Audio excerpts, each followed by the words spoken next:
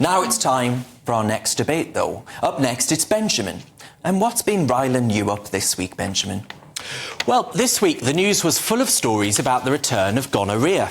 Now, you'd think that was about the worst comeback possible. But no, David Cameron is back too. Yes, that's right. The Tories are going through leaders so fast that they've had to go back to the beginning. Rishi Sunak has appointed David Cameron as Foreign Secretary. Now, I think that'll amaze a lot of people. Suella Braverman didn't seem too happy about it, and maybe the reason he went for this has-been was just to distract from the row that she's seen. But what are David Cameron's foreign policy credentials? Well, this is a bloke whose last decision in office as Prime Minister was to instigate the Brexit referendum. Now, as far as I'm concerned, that was the biggest foreign policy failure that any Prime Minister has committed in modern times. And then when he didn't get the result he wanted, he famously whistled off into the doors of Downing Street and disappeared into the abyss. Well, now we have Lord Cameron of Greensill. Yes, he's back. And his other decision was on China. Now, he went, as Prime Minister, cosied up to the Eastern nation and even arranged a state visit for Xi Jinping. When the Queen had a banquet for the Chinese dictator, yes, I agree with Biden, he's a dictator, there's one man that refused to attend that's also now in power. Yeah, King Charles III made a rather controversial decision to not turn up to the state banquet. I think history is remembering the King Charles rather better than David Cameron. But also, imagine being a Tory MP right now. There's, 350 odd of them?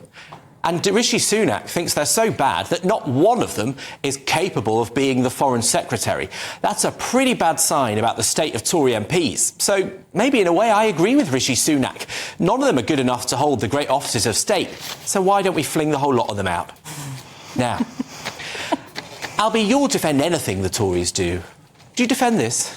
Yes, I think it's brilliant that David, indeed, I should say, not David, Lord Cameron of Chipping Norton in the county of Oxfordshire is back in frontline politics. Has a Labour politics. council, I think, now as well. Well, that is not the point. This is a man who had incredibly good relationships on the international stage, whether or not it was with European leaders, whether or not it was with American leaders, or whether or not it was with Chinese leaders who we now look down upon. But the idea that he can actually have these broad relationships with people across the world is an absolutely good thing. Yeah, and he's going to bring, and he is going to bring a sense of professionalism and a sense of statesmanship to that role as we enter the last year before a general election. Thank God he's back. If he finds out these meetings don't come with the £1 million a year fee that he was getting for cosy meetings with China in the last couple of years.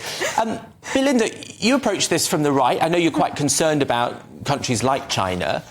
Do you think that this is a mistake, that what he's done previously in office might affect his decision-making at the moment? Oh, I just despair for the Conservative Party if they think David Cameron's the solution. I'm not sure what question they've been asking because, the country's greatest centrist dad makes a comeback for what? All he's going to be doing is swanning around the international stage going, oh, Brexit deplorables, I'm so sorry about Brexit. What's this thing about being a centrist? Absolutely right. Look, under Cameron, taxes went down. He reduced the size of the state. Immigration was lower than it is now. Every post-Brexit Prime Minister has been less conservative than David Cameron. You know full well that the types like David Cameron want the international stage applause far more than they care for the national applause. They're swanning about with Macron and Biden. The G7, Davos, that is the boy band that is going on with Hunt, Rishi and Cameron at the moment. I'm sorry, but I like him. He's a sweet man. I met him on a train once when I had my 4 kids, and he came over and he said, oh, your kids are so well behaved. And I had bags of sugar under the table going, yeah, such a good mum.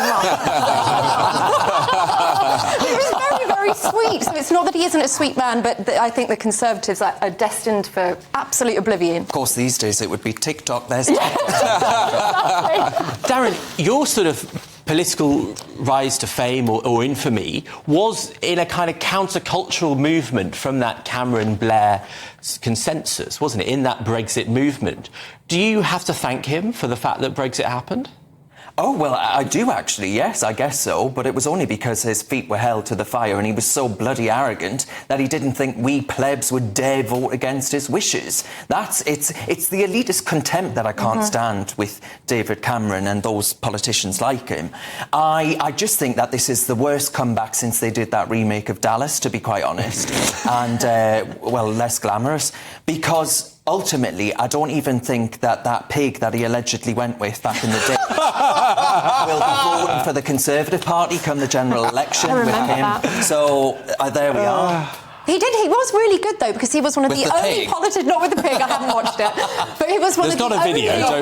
No, my God. It's on TikTok. He ignored a Strasbourg ruling over the prisoner votes. He stood up to the EU over that, and we got all this pressure. Strasbourg ruled we had to give our prisoners the votes. He said, no way, Jose. I just want to defend him on one thing, and if he can show that kind of, spine over ECHR, then maybe, I'm really hopeful. Do you doubt, though, that he's not going to be looking at this through the prism of, well, the Conservatives are going to be out of power in a year's time, so let's line up all my business interests. That's exactly what I think he's doing. I worry about that. Can I just really say, we talk about David Cameron's track record on foreign policy. This is the guy that said, rather than Brexit, I'm going to go and negotiate a much better deal for Britain, and came back with absolutely sod all, frankly. So I don't know what his track record This is the man who brought the Conservatives back to power after 13 but years. we're talking about his experience as a foreign secretary to Albie. Name me one foreign secretary. Disrespectful. Name me one successful foreign policy that David Cameron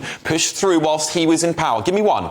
David Cameron... There's not one, is there, Albie? You can't tell me. You can't. With leaders on the international stage. Rubbish. He organised one of the best G7 meetings of states that we have ever seen in history. It was widely believed at the time. David Cameron, it's a good thing that he's back, and thank God that he is. I'd just very quickly say that as a Labour voter, given that the Tories fell to 19% after the appointment, maybe I'm cheering it all the way to number 11 or whatever it is. We'll have a meeting about it. It's very hard to do.